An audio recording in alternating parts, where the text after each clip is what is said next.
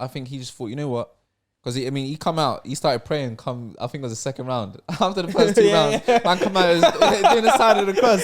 Like he knew that. Yeah. Please, Lord, just let me get through this fight. Let me secure the win.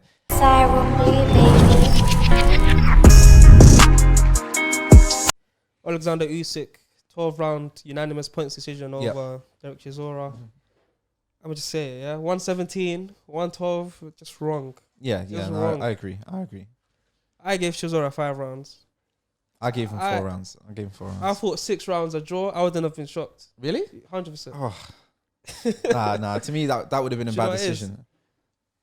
In terms of ring generalship, and he was controlling what was happening. It was always Usyk. But I'm telling you, there were certain rounds where Chisora went southpaw and landed more jabs than Usyk. Yeah, no, I agree. You can't discount them kind of things. Yeah, no, 100%. It's like, cool, he's controlling where the fight's happening, but he's not controlling what is actually happening in the fight. Of course. Okay, so how I saw the fight, I mean, the first 2 rounds I give to Chisora clearly. Then I think I give him maybe the 5th. I think there was one of the later rounds where and one of the later rounds. But for me, I think after the first 2 rounds, after Chisora stuck it on him, Usyk, he didn't have no answer because he thought, oh crap, this guy's bigger than me.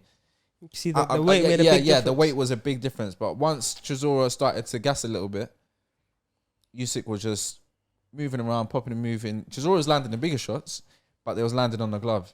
And I think you can't discredit the amount of jabs, clean jabs and right hands that Usyk was landing with. So for me, like, although Chisora was dominating the ring, if you're not landing and you're out punching the guy, Usyk's getting the rounds all day. I hear what you're saying, but that's one thing about boxing. Because if you just say 36 minutes, forget the rounds, you won the fight, Usyk clearly, isn't it? Yeah. But it is fought round by round, isn't it? 100%. We talk about just round by round. There were certain rounds where Usyk just didn't throw that much.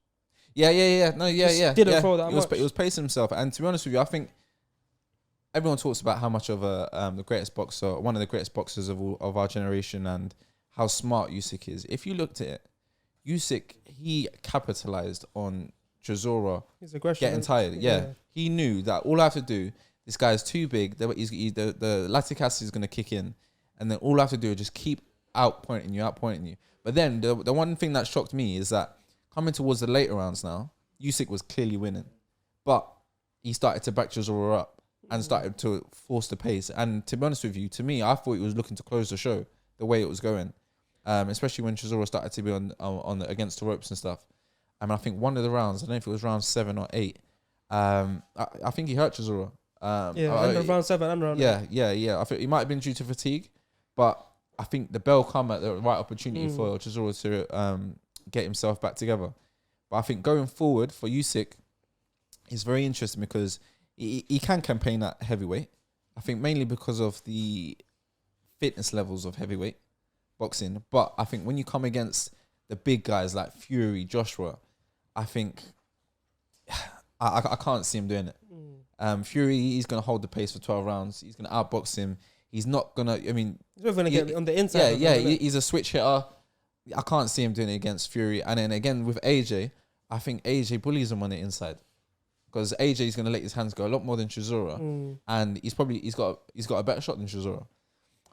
So again, they're all interesting fights. And you know what? It's heavyweight boxing. Anything can happen. But for me, yesterday showed that he's too small for the bigger guys in the division.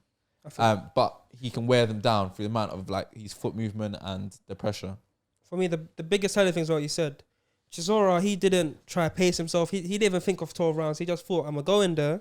He's a small guy. I'm going to rough him up, take it to the body. I'm taking him out or he's taking me out. End of round 7, Chisora looked out of it. I remember talking to my family. They're like, he's getting stopped the next round. I was like, if Chisora comes out how he's been fighting, he gets stopped instantly. He's going to throw looping right hands and get stopped. If he comes out calm and tries to box, Usyk can't take him out because he just doesn't have the power. He literally just does not have the power. For a guy to be completely gassed out, how Chisora was in round 7 and 8, and you don't take him out. To me, that was the biggest flaw I saw in Usyk. Exactly. If you can't take out a man who's on his last legs, it's not looking good for you at all. I think Usyk's never been known to be a puncher like that with that one punch KO. But if you're tired, if someone's tired, they're tired. Of course. But you know what? I think you got to give credit to Derek Chisora because that man, he can eat shots. He's got a chin, he's got a chin. And I think I mean, his previous knockouts, I mean, against like Dylan White and stuff, they're big hitters, and they're probably one of the biggest in the division to be knocking guys out. So I think Usyk, although he doesn't have the punch power, again, it's the work rate. Another thing is Usyk, he didn't really want to take too many risks. No, not at all. There were so many times during the fight, I was pointing out to my family, it's like, Chisora does that looping right, and then he steps forward with his right and goes into southpaw, yeah? And his head is over his front leg. Even if you touch him, just a little touch, he's going to go down. Whether it's a flash knockdown, he's hurt, he's on the way down. He done it like twice in the last 2 rounds. Yeah. And both times it hurt Chisora, innit? But I was thinking, you have to risk it and take that chance. You know what? I think for me, it was just a case of just securing the win. I think for him, I think he just thought, you know what? Because he come out, he started praying. I think it was the second round. After the first 2 rounds, man come out doing the side of the cross. Like he knew that. Please, Lord, just let me get through this fight. Let me secure the win. And I think as the later rounds went on, he realized, right, Chisora's fatigued enough for me to start throwing back without getting hit. I think for me, when I was watching the fight, I expected Usyk to win quite comfortably, a lot more comfortably than he actually won. So the whole time I was watching, I was thinking, how is he going to do with the other heavyweights?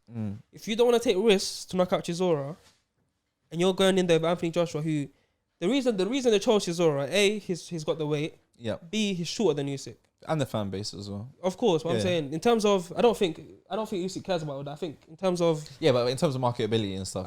Okay, that's why Eddie Hearn chose it. Yeah. I'm talking about Usyk. I don't think them guys there, they don't care about the money. Okay. They just care. It's like Loma. He's telling Bob Arum, oh, Lopez wants to fight, give him some of my purse. Them man are built different, innit? That stuff don't mean nothing to them, innit? It's best of the best. They don't care about the money, So for Chisora, you got a heavyweight.